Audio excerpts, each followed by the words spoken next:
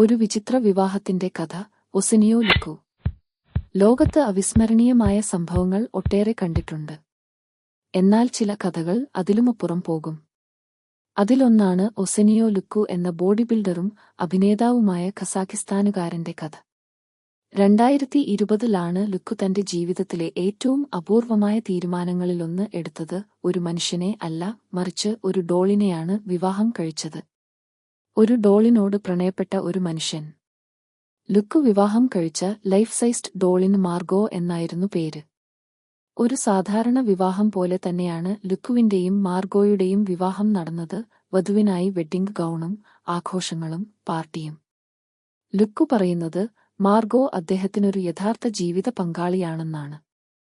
അവന്റെ സന്തോഷത്തിനും വികാരങ്ങൾക്കും മാർഗോ അതിന്റെ ഭാഗമാകുന്നു.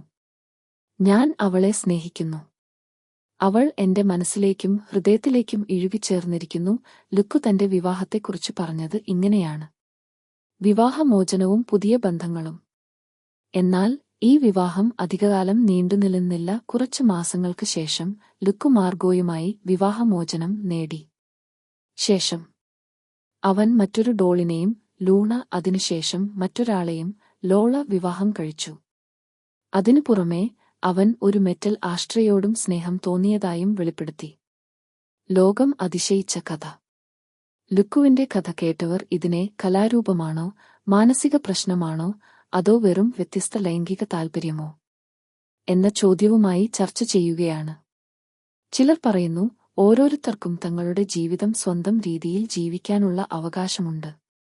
മറ്റൊരു കൂട്ടം അതിനെ അസ്വാഭാവികവും മനോരോഗപരവുമാണ് എന്ന് വിശേഷിപ്പിക്കുന്നു. നിങ്ങളുടെ അഭിപ്രായം?